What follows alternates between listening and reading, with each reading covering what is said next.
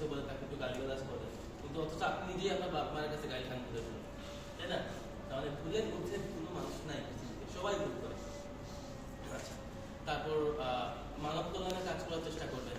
মানে আমার একটা কোম্পানি দেখা হচ্ছে, এই কোম্পানি দেখেন মানব কল্যাণে যদি আমরা কাজ করতে পারি, হ্যাঁ, এক মানব কল্যাণে কাজ করার জন্য আজকে ব্যারিস্টার সুমন সাহেবকে আমরা সবাই ভালোবাসি না? আমি ভালোবাসি না? হ্যাঁ, আমি আমাদের তাশরিফ খান, আমি তাকে ভালোবাসি, যদিও সে একজন সিঙ্গার, আমি তাকে ভালোবাসি, কারণ সে মানব কল্যাণে কাজ করে, মানুষের জন্য কাজ করতে পারে। যেমন ধরেন আমরা কি করতেছি টাইপ সাইটি, আমরা কিন্তু মানুষকে কিন্তু আপনাদের কল্যাণ কামনা করে কিন্তু সার্ভিসটা দিচ্ছি।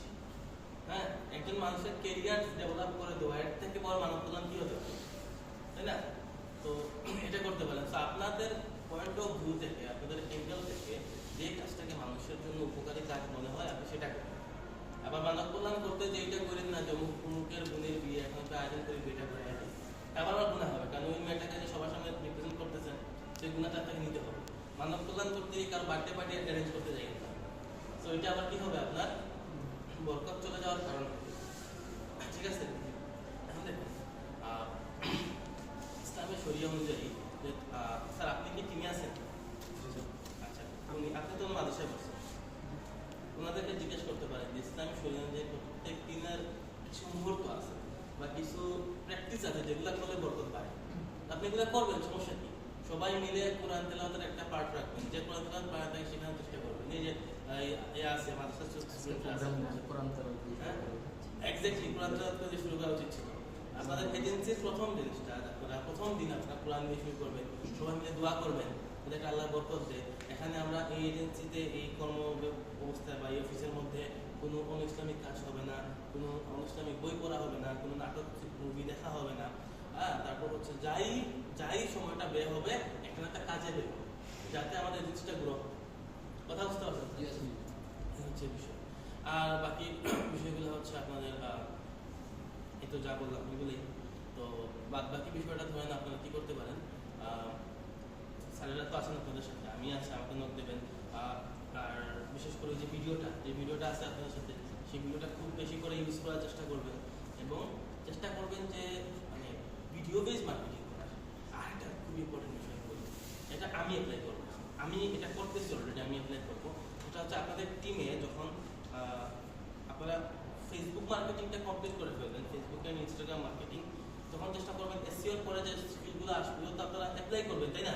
যেহেতু ডিজিটাল মার্কেটিং এজেন্সি, সেহেতু আপনারা একটা সেলস এক্সপার্ট টিম করবেন। 14 জনের মধ্যে কেউ এসইওতে এক্সপার্ট, কেউ ওয়ার্ডপ্রেসে এক্সপার্ট, কেউ ই-কমার্সে এক্সপার্ট, কেউ মানে সব তো করবে না, পার্ট থাকতে পারে, এটা আপনার পলিসি হতে পারে। তো এখানে একটা সেলস একটা টিম রাখবেন। সেলস টিম বলতে কি, ওরা হচ্ছে বিভিন্ন ই-কমার্স ওয়েবসাইটকে কি করবে, সার্ভিস দেবে। আমি যেটা করতেছি বর্তমানে আমার টিম থেকে আমি চাচ্ছি যে বাংলাদেশের প্রচুর ই-কমার্স বিজনেসকে সার্ভিস দেওয়ার চেষ্টা করতেছি, যাতে ওরা মানে বাংলাদেশের প্রচুর ই-কমার্স সার্ভিসকে, মানে আপনারা যেভাবে করবেন যে ই-কমার্স ওয়েবসাইটগুলোকে সার্ভিস দিয়ে একটা বিজনেসকে একটা জিরো থেকে গ্রো করার চেষ্টা করবেন, যেটা আমি করতেছি। তারপর কি করবেন, যখন 20টা 25টা ওয়েবসাইটকে গ্রো করে ফেলবেন, তখন একটা কনফিডেন্স আসবে না ভিতরে। তার মানে আপনি কি এটা তখন বলতে পারবেন না, এখন আমাকে যে কোনো নিচের যে কোনো ই-কমার্স ওয়েবসাইট দেন, আমি 100% গ্যারান্টি দিয়ে বলবো যে একটা ওয়েবসাইট জিরো থেকে বা একটা ই-কমার্স বিজনেস জিরো থেকে আমি একবারে সেলসে নিয়ে যেতে পারবো, সর্বোচ্চ সেলসে। সেটা হতে পারে কাপড়, সেটা হতে পারে অর্গানিক ফুড, সেটা হতে পারে যে কোনো ধরনের চায়না প্রোডাক্ট, সেটা হতে পারে একটা ব্ল্যান্ডার। এটা কি বুঝছেন কেসটা? জি স্যার। ই-কমার্স ওয়েবসাইট তৈরি করতে পারবেন, তাই না? জি স্যার। তারপরে টাকা দিয়ে করতে পারবেন। মেইন হচ্ছে মার্কেটিংটা, যে আমাকে যে কোনো টাইপের যখন আপনি 20 থেকে 25টা কাজ করে ফেলবেন, তখন কি করবেন, তখন কনফিডেন্ট আপনার টিমের মধ্যে যে এই টিম যে কোনো টাইপের ই-কমার্স ওয়েবসাইটকে সে জিরো থেকে হাইয়েস্ট সেল দিতে পারবে। কনফিডেন্ট কি আসবে না তখন? জি স্যার। আজকে না 20 থেকে 25টা কাজ করার পর হয়তো পারে এই 20 থেকে 25টা কাজ করতে করতে আবার 1 বছর চলে গেছে, এক বছরে হয়তো আপনাদের 5-10 লাখ টাকা ইনকাম হয়ে গেছে, আল্লাহ বরকত দিয়ে দিচ্ছেন। এখন এই 5-10 লাখ টাকা ই-কমার্স বিজনেস শুরু করেন, দেখেন কতটুকু গ্রো হয়। তখন আপনার 2টা কোম্পানি হচ্ছে, একটা হচ্ছে হ্যালো এসসি, একটা হচ্ছে ই-কমার্স কোম্পানি, তাই না? টাকা আসতে থাকে, অথবা এরকম আসতে থাকবে, তখন কি করবেন, দেখবেন যে কি হবে আরো বেশি, তখন আপনি 3-4টে অ্যাফিলিয়েট সাইট দাঁড় করতে পারবেন, আরো একটা স্পেসিফিক ফেসবুক মার্কেটিং এজেন্সি দাঁড় করতে পারবেন। কতটা আইডিয়া আসবে আপনি মানে এটা মানে কল্পনা করতে পারবেন। ইভেন আপনি রিইনভেস্টের একটা বিষয় রাখতে পারেন, যে সবাই প্রতি মাসে 10% করে নেবে, 1% আবার ইনভেস্ট করবে। বুঝতে পারেন না? হ্যাঁ, প্রতি মাসে 15,000 করে সবার আসছে, 14,000 নিচে 1,000 করে সবাই আবার ইনভেস্ট করছে।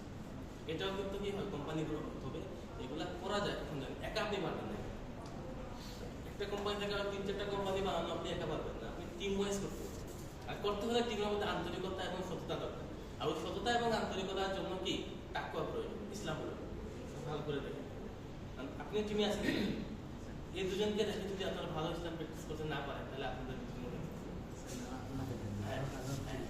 শেষ করে দিয়েছেন। তাহলে এতটুকু আমার বলার ছিল। আর বাদ বাকি তো আপনারা এখন এক্সপার্ট হচ্ছেন ডিজিটাল মার্কেটিং এ, আরো এক্সপার্ট হন এবং আল্লাহ আপনাদেরকে ব্যবসাতে বরকত দান করে, যাতে আপনারা প্রচুর প্রজেক্ট পান।